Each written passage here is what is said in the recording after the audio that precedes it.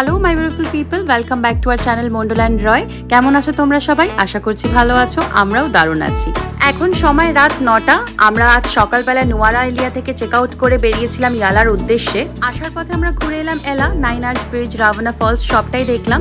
তোমরা সেটা দেখতে পাবে শ্রীলঙ্কা টুয়ার পার্ট 2-তে। আর কাল সকালে আমাদের আছে ইয়ালা ন্যাশনাল পার্কের সাফারি, তাই এখন এসেই আগে ডিনারটা অর্ডার করে দিলাম। তাড়াতাড়ি খেয়ে ঘুমিয়ে পড়বো, কারণ আমাদের সাফারি শুরু হবে 6টায়, গাড়ি চলে আসবে 5:30টার মধ্যে। এখন বাজে 5:30, আমরা রেডি। সিম্বা এখনো ঘুমাচ্ছে। আজকে আমাদের ইয়ালা ন্যাশনাল পার্কে সাফারিতে যাওয়া, গাড়ি চলে এসেছে। 6টার সময় এন্ট্রি, 6 ঘন্টা সাফারি, 12টার সময় বেরোবো। তোমাদেরকে আজকে ভিডিওতে দেখাবো সাফারিতে আমরা কী করলাম, কি দেখতে পেলাম। এখানে যেটা স্পেশালিটি সেটা হচ্ছে লেপার্ড। চলো দেখি আজকে লেপার্ড দেখতে পাই কি না। আমরা ইয়ালাতে যে প্রপার্টিটিতে চেক ইন করেছি গতকাল রাতে, সেটি একদম বিচ ফেসিং একটি প্রপার্টি। আমরা গতকাল রাত্রে অনেকটা দেরিতে এসেছি, তাই তোমাদেরকে দেখানো হলো না। ইয়ালা ন্যাশনাল পার্কের সাফারি থেকে ফেরার পর তোমাদের প্রপার্টিটা ঘুরিয়ে দেখাবো। এই প্রপার্টিটি যেখানে অবস্থিত সেটা হচ্ছে কিরিন্ডা, ইয়ালা ন্যাশনাল পার্কের একদম কাছের একটি জায়গা। সময় এখন 5:40। আমরা আমাদের সাফারির গাড়িটিতে চড়ে রওনা দিলাম ইয়ালা ন্যাশনাল পার্কের উদ্দেশ্যে। এখান থেকে যেতে সময় লাগবে বড়জোর 7 থেকে 10 মিনিট। দুটো বাচ্চাকে কোলে নিয়ে চললাম আমরা নতুন অ্যাডভেঞ্চারে। যখন বেরোচ্ছিলাম তখন সিম্বা উঠে পড়েছিল একটুখানি, কিন্তু এখন আবার ঘুমিয়ে পড়েছে, তাই ওকে একটু ড্রিম ফিট করিয়ে দিচ্ছি। কারণ ইয়ালা ন্যাশনাল পার্কে ঢোকার পরে রাস্তা খুব একটা ভালো হবে না, ওখানে আর ফিট করানো যাবে না। দূরে আকাশের কোণে অল্প অল্প আলো দেখা যাচ্ছে, সকাল হয়েছে। আমরা আর কিছুক্ষণের মধ্যেই ইয়ালা ন্যাশনাল পার্কের টিকিট কাউন্টারের কাছে পৌঁছে যাব। পাশ থেকে আমাদের গাড়ির মতনই অনেকগুলি গাড়ি যেতে দেখলাম। আমরা এখন যে রাস্তাটি দিয়ে যাচ্ছি সেটা কিন্তু জঙ্গলের মধ্যে দিয়েই একটি রাস্তা, আর একটু গেলেই টিকিট কাউন্টার পড়বে, তার কিছুটা পরেই পড়বে মেন এন্ট্রেন্স। আমাদের 6 ঘন্টা সাফারি, সকাল 6টা থেকে দুপুর 12টা অবধি। আমাদের যে গাড়ি চালক তিনিই আমাদের সাফারির গাইড। এটা আমাদের প্যাকেজের মধ্যে ইনক্লুডেড ছিল। 4 ঘন্টা সাফারি হয়, 6 ঘন্টা সাফারি হয়, 12 ঘন্টা সাফারি হয়। আমরা 6 ঘন্টাটা চুজ করেছিলাম কারণ আমাদের সাথে দুটো ছোট বাচ্চা আছে। মেন এন্ট্রেন্স থেকে ঢোকার আগেই রাস্তার পাশে চোখে পড়লো বাইসন আর নানান ধরনের পাখি। ধীরে ধীরে বৃষ্টি পড়ছে, বৃষ্টি থেমে গেলেই ভালো। বৃষ্টি চলতে থাকলে একটু তো অসুবিধা হবে জঙ্গলের মধ্যে।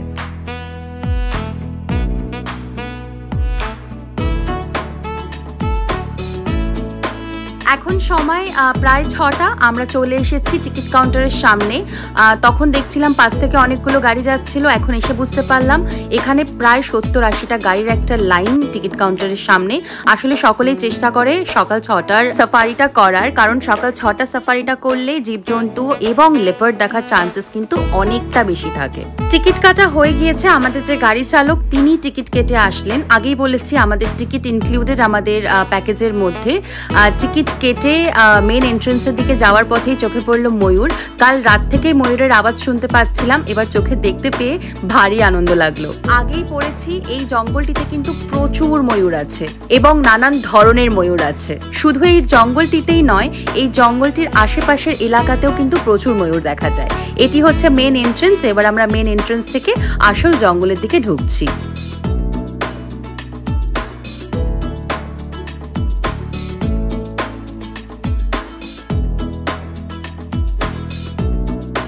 বৃষ্টি এখন থেমেছে, আকাশের কোণায় দেখা যাচ্ছে সূর্যি মামা উঁকি দিচ্ছে। জঙ্গলে ঢোকার পরেই আমরা দেখতে পেলাম বেশ কিছু বাইসন আর বেশ কিছু ময়ূর। তবে যেহেতু রাতে বৃষ্টি হয়েছে, আমরা যখন বেরোলাম হোটেল থেকে তখনও ঝিরিঝিরি বৃষ্টি হচ্ছিল, তাই রাস্তার অবস্থা কিন্তু ভীষণ খারাপ।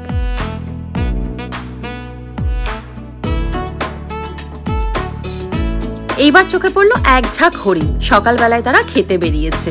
আমাদের যে গাড়ি চালক বা গাইড, তার সাথে কিন্তু অন্য গাড়ি চালকদের একটি কথোপকথন চলতে থাকছে সাফারি চলাকালীন।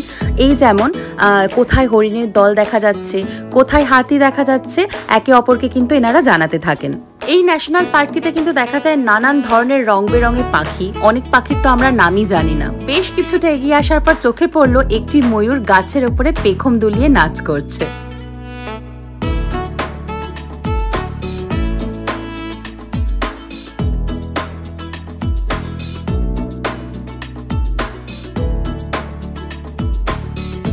এইবার চোখে পড়লো একটি লিজার্ড, যে নাকি বাসা করেছে গাছের ভিতরে আর চুপটি করে লুকিয়ে বসে আছে যাতে তাকে কেউ দেখতে না পায়।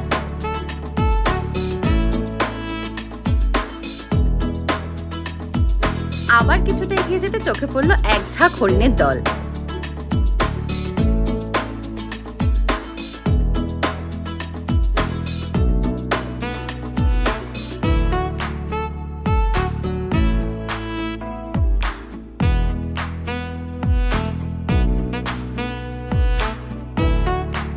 লেপার্ড বা হাতির তো দেখা মেলেনি, তবে আবার চোখে পড়লো এক ঝাঁক হরিণের দল। এখন বৃষ্টি থেমে বেশ ঝকঝকে রোদ উঠেছে, দেখা মিলল একটি কুমিরের যে জল থেকে বাইরে বেরিয়ে রোদ পোয়াচ্ছে।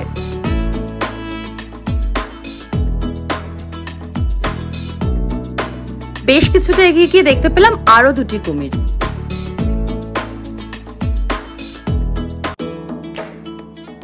আজকে যে এখনো পর্যন্ত কত রকমের আর কত রঙের পাখি দেখলাম তা কিন্তু গুণে বলা যাবে না।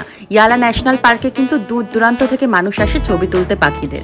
আজই আমরা ন্যাশনাল জিওগ্রাফির একটি টিম দেখলাম যারা ছবি তুলতে এসেছে। এখন সময় প্রায় 9টা। অনেক অপেক্ষার পর দেখা মিলেছে গজরাজের। আসলে অনেকক্ষণ আগেই আমরা জানতে পেরেছিলাম যে হাতি দেখা গিয়েছে, কিন্তু গাড়িতে যেহেতু দুটো ছোট বাচ্চা আছে তাই আমাদের গাড়ি চালক আমাদের তখন নিয়ে আসেনি।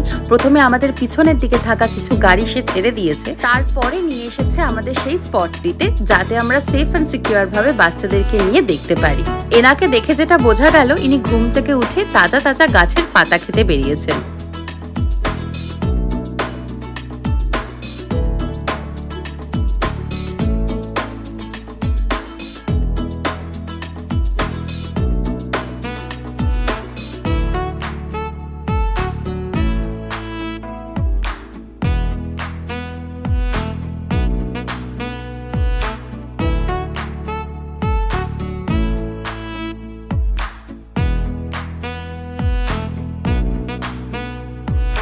কিছুটা এগিয়ে গিয়ে দেখতে পেলাম আরেকটি হাতি রাস্তা পার করছে। সবকটি সাফারির গাড়ি থেমে গিয়ে তাকে রাস্তা পার করার জায়গা করে দিচ্ছে।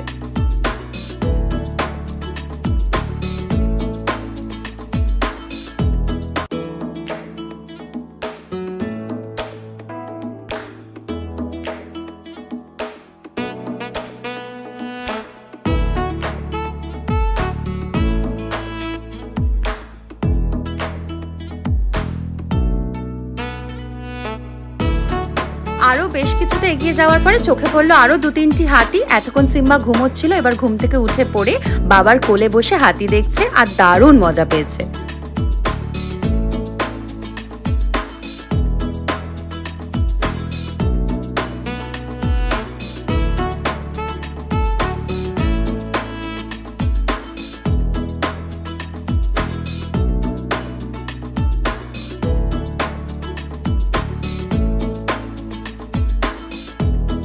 একটু এগিয়ে গিয়ে একটা প্যাঁচা দেখতে পেলাম। এত বড় প্যাঁচা কিন্তু আমি আগে কখনো দেখিনি। আগে প্যাঁচা দেখেছি, তবে ছোট। এখন সময় প্রায় 9:30। এবার আমাদেরকে একটা ছোট ব্রেক দেওয়া হলো। এখন এখানে এসে আমরা ব্রেকফাস্ট করতে পারি, কফি খেতে পারি, ওয়াশরুম যেতে হলে যেতে পারি। এটা জঙ্গলেরই মাঝখানে একটা ফুড কোর্ট। আমরা একটা স্যান্ডউইচ অর্ডার করলাম, একটা কফি অর্ডার করলাম। খেতে খেতে হঠাৎ করে দূরে দেখছি দুটো গাছের মাঝখানে কি একটা যেন মাটি খুঁড়ছে। আমার বেশ কৌতূহল হলো যে কি এটা। আমি কফিটা তাড়াতাড়ি করে খেয়ে সামনের দিকে এগিয়ে গেলাম। এগিয়ে যেতে দেখি এটি একটি লিজার্ড। আসলে আমরা যেটাকে গোসাপ বলি, এটা কিন্তু সেটাই। হয়তো এখানেই আশেপাশে ওর কোথাও বাসা। এত লোকজন দেখে লুকোনোর চেষ্টা করছে।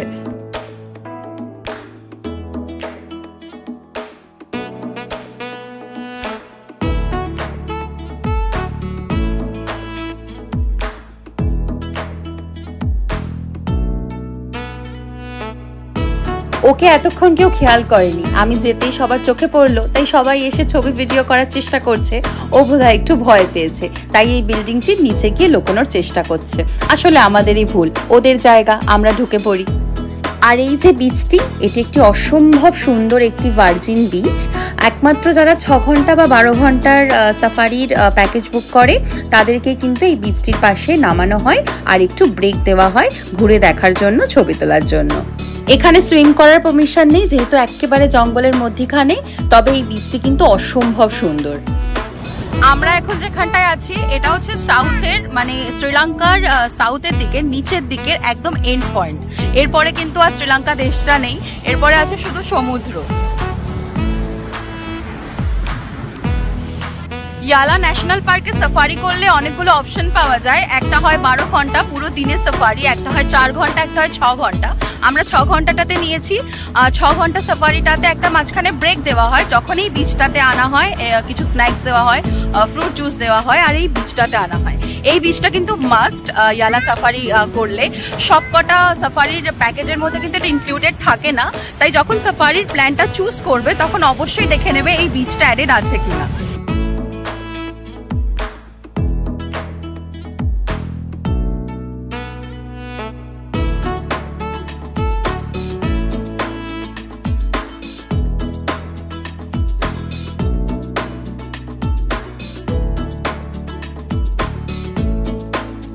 এবার আমাদের দিয়ে দিল fruit juice, water bottle and fruits, যেটা আমাদের প্যাকেজের মধ্যে ইনক্লুডেড ছিল। আমরা খেয়ে নিলাম ঝটপট আর বেরিয়ে পড়লাম সাফারিতে আবার।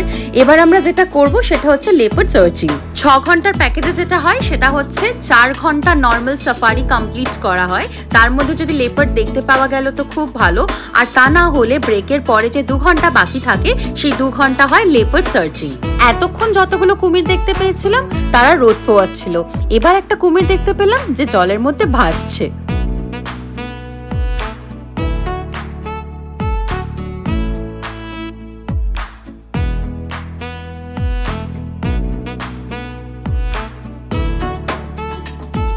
আরো কিছুটা এগিয়ে যেতে চোখে পড়লো আরো একদল হরিণ, তবে এগুলি কিন্তু অন্য প্রজাতির হরিণ। সকালে আমরা যেগুলি দেখতে পেয়েছিলাম সোনালী রঙের, এগুলি কিন্তু সেগুলি না। এই ন্যাশনাল পার্কটিতে কিন্তু নানান প্রজাতির হরিণ দেখা যায়। তারপরে চোখে পড়লো আবার এই সুন্দর দৃশ্য, গাছের ওপরে একটি ভীষণ সুন্দর ময়ূর।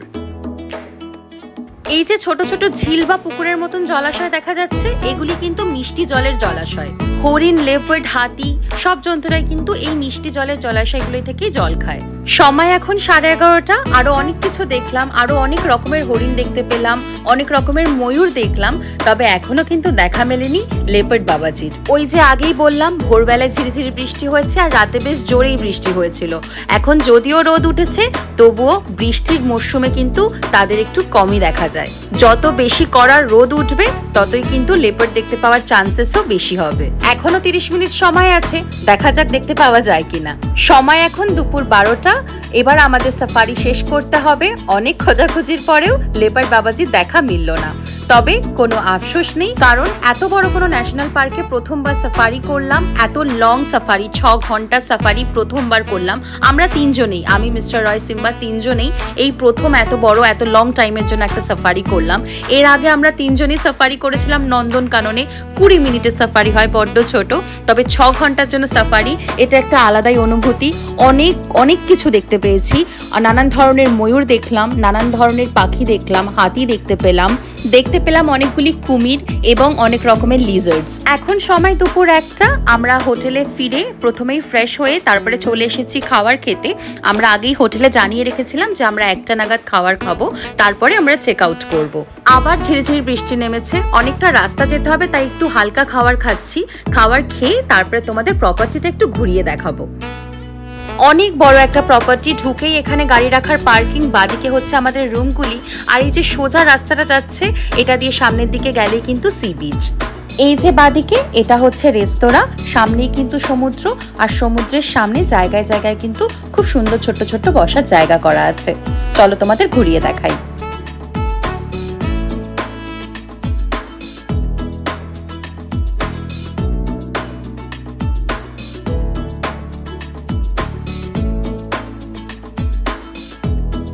দারুণ সুন্দর না জায়গাটি? আমার তো ভারী পছন্দ হয়েছে। তবে যেহেতু ইয়ালাতে আমাদের 1 নাইট স্টে, তাই এবার আমাদের বেরোতে হবে।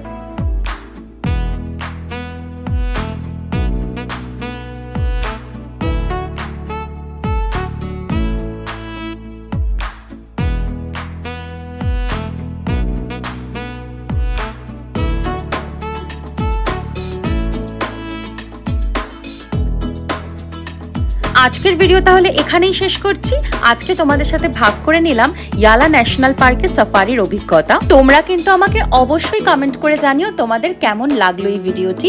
যদি ভালো লেগে থাকে তাহলে একটা লাইক করে দিও, আর যদি হও নতুন সদস্য আমাদের চ্যানেলে তাহলে অবশ্যই সাবস্ক্রাইব করো আমাদের চ্যানেল মন্ডোল্যান্ড রয়, আর ক্লিক করে দিও পাশের বেল আইকনে সব নোটিফিকেশন সময় পাওয়ার জন্য। খুব শিগগিরই আবার দেখা হবে শ্রীলঙ্কা ট্যুর পার্ট 4 নিয়ে।